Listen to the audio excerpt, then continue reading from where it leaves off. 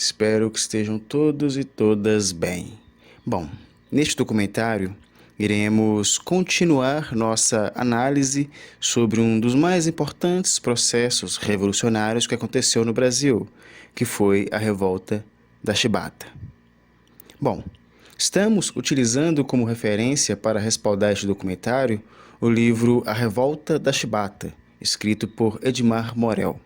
Lembrando aos senhores e às senhoras que este é o documentário parte 3 e tornar-se-á de suma importância que concomitantes também se assistam a parte 1 e 2 para que possam depreender da melhor forma possível os conhecimentos que serão aqui compartilhados neste átimo.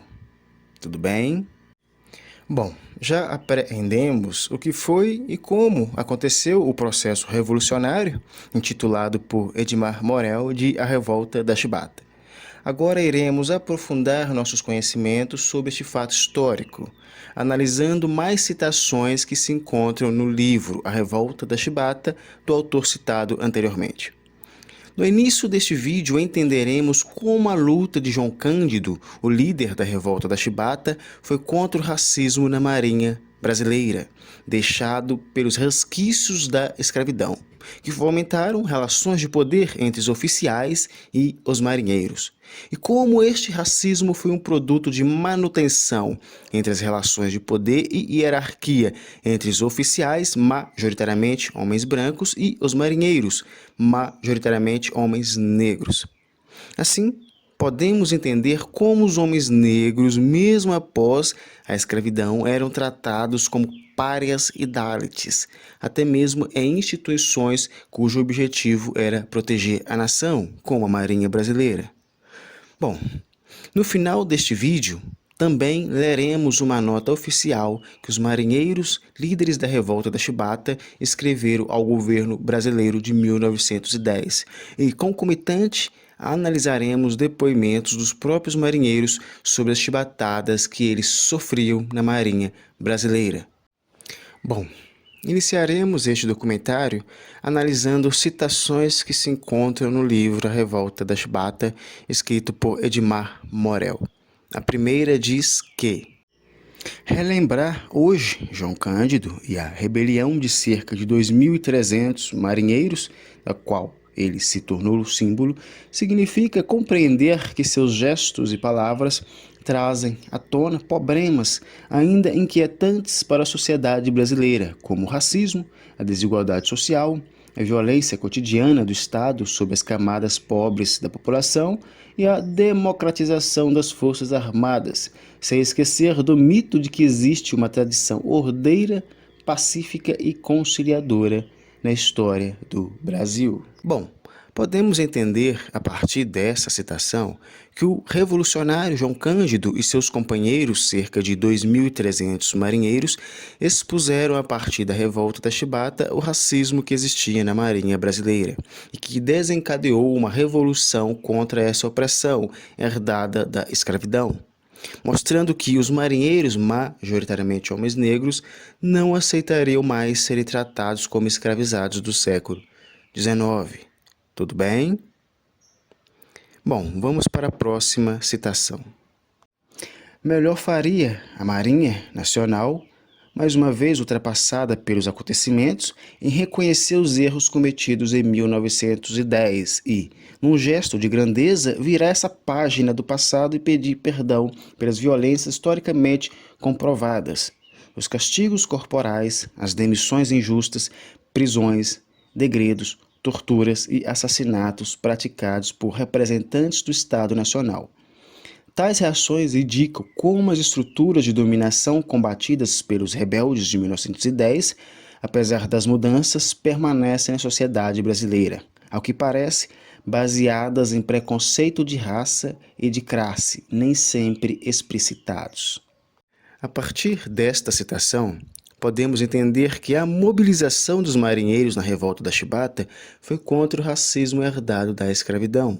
Temos que lembrar que a abolição da escravidão negra e mestiça aconteceu em 13 de maio de 1888, e a Revolta da Chibata em 22 de novembro de 1910, ou seja, o interim de 22 anos que separa estes dois fatos históricos. E refletir-se-á que a escravidão não deixou resquícios apenas na Marinha brasileira, mas em todas as instituições sociais do Brasil, reconfigurando as violências a partir do racismo que, como analisou o Dr. Silvio Almeida, ele é estrutural.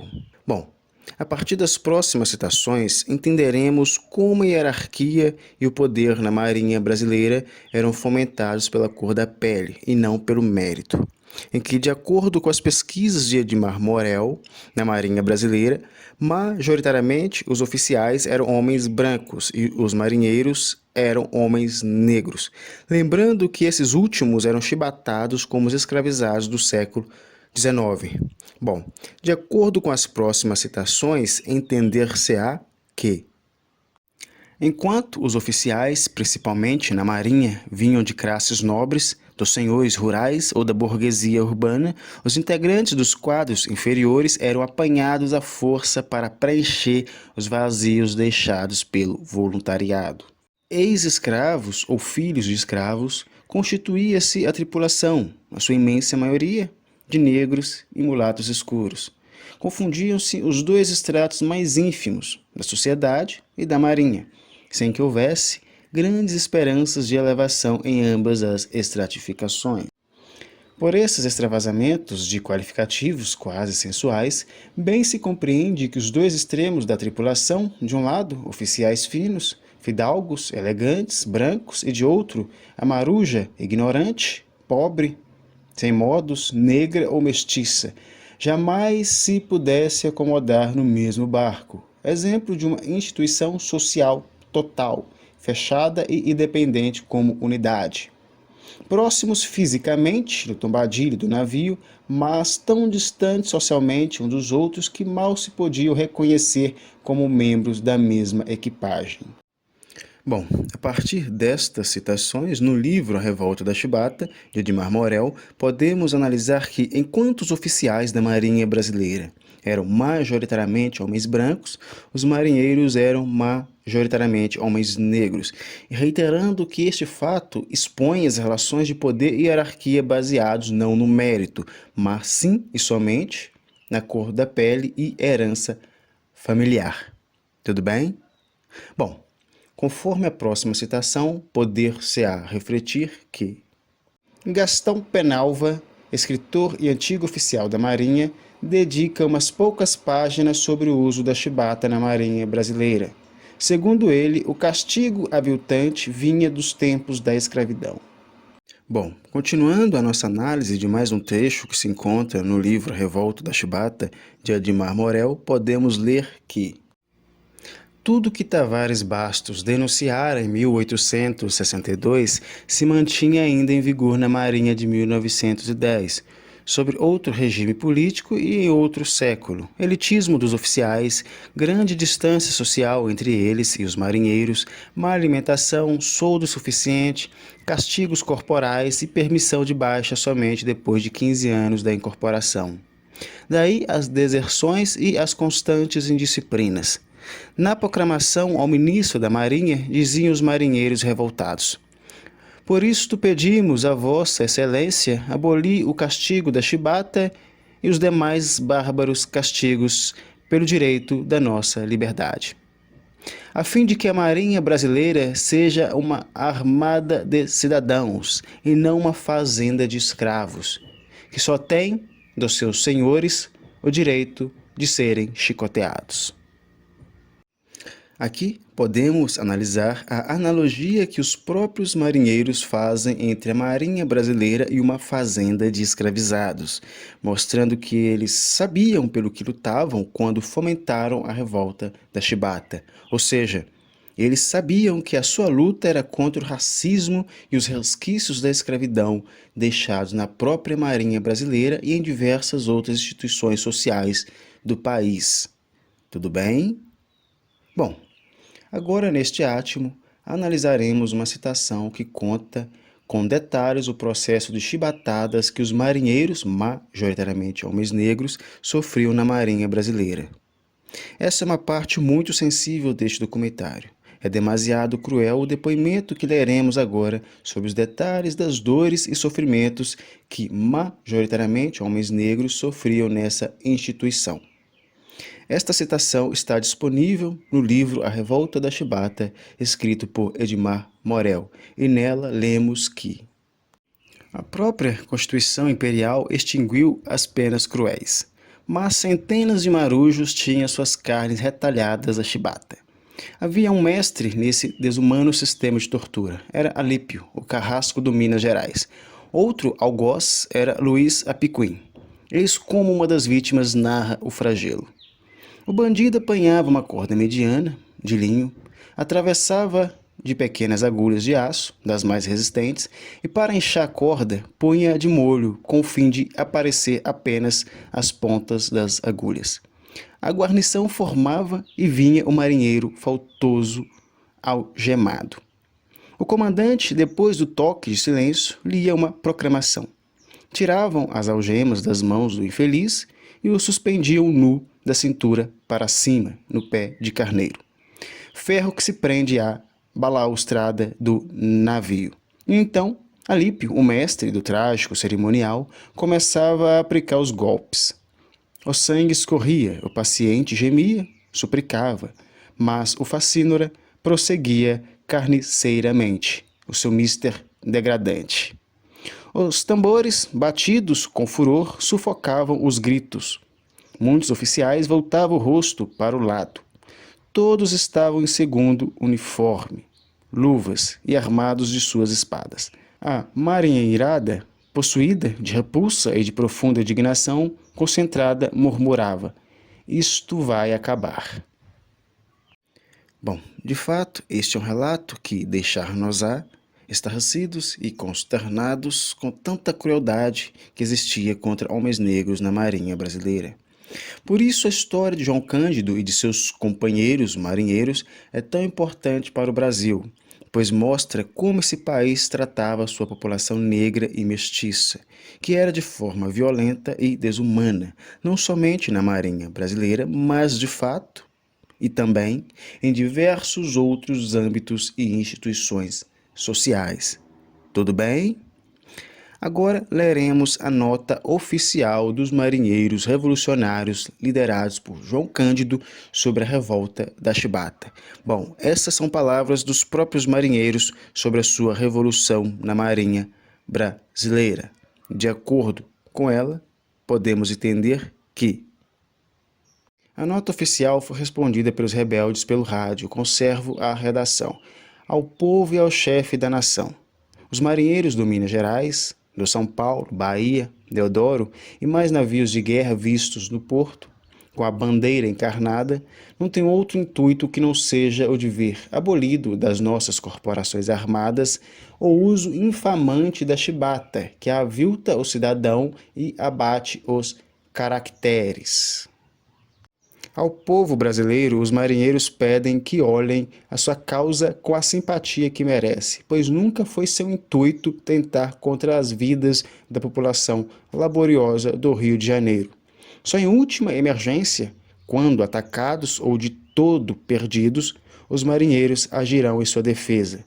Esperam, entretanto, que o governo da República se resolva a agir com humanidade e justiça. Os marinheiros da Armada Brasileira. A outra proclamação: ao ministro da Marinha Brasileira, temos a honra de, com o maior sacrifício, implorar de Sua Excelência a liberdade, pois nada mais nos aflige do que passar pelas decepções de que continuadamente temos sido alvo e acabar por completo com estas infâmias a que ninguém nos dá direito. Temos a tristeza de escolhermos estes termos tão desastrosos em nosso procedimento. Por isto pedimos a Vossa Excelência abolir o castigo da chibata e os demais bárbaros castigos pelo direito da nossa liberdade, a fim de que a Marinha Brasileira seja uma armada de cidadãos e não uma fazenda de escravos que só tem dos seus senhores o direito de serem chicoteados. Bom, Poder-se-á depreender com a nota oficial dos marinheiros da revolta da Chibata que eles apenas almejavam serem tratados como seres humanos e terem condições de cuidarem de si e de suas famílias. Eles não buscavam ações contra a sociedade brasileira, tanto é que não usaram os navios de guerra para atacar o Estado brasileiro. Os marinheiros liderados por João Cândido apenas fizeram suas reivindicações contra uma sociedade racista, mas pagaram caro por isso. Muitos foram assassinados e torturados. João Cândido foi torturado e faleceu no pauperismo, quase esquecido. Mas, atualmente, muitos pesquisadores e pesquisadoras estão buscando aprofundar estudos sobre as contribuições de João Cândido para o país. E uma dessas contribuições foi a luta contra o racismo na Marinha Brasileira, que ele fomentou e liderou. De fato, a abolição da chibata na Marinha Brasileira e melhores condições de vida para os marinheiros é fruto da luta de João Cândido e de seus 2.300 companheiros marinheiros na revolta da chibata. Tudo bem? Bom, aqui analisamos o processo revolucionário fomentado pelos marinheiros, que eram majoritariamente homens negros, na Marinha Brasileira. Esses revolucionários mobilizaram uma luta contra o racismo nessa instituição. Sistematizamos como os resquícios da escravidão foram a base nas relações de poder e hierarquia entre oficiais, homens brancos, e marinheiros, homens negros, em que esses últimos eram chibatados como os escravizados do século XIX. Podemos refletir como o homem negro, mesmo no pós-abolição da escravidão, continuou sendo tratado como um escravizado, um Dalit, um pária, quase um nada. João Cândido foi um homem negro que revolucionou a Marinha Brasileira e, junto com seus companheiros marinheiros, aboliram a chibata e outras formas racistas de violências contra os negros nessa instituição. Bom, neste documentário, fomos respaldados e respaldadas por citações e referências que se encontram no livro A Revolta da Chibata, escrito por Edmar Morel. Quem quiser aprofundar seus conhecimentos sobre este fato histórico, leia este importante documento que denunciou as injustiças não somente contra os marinheiros, mas também contra toda a sociedade brasileira como um todo. Bom, agradeço a atenção, espero que fiquem todos e todas bem.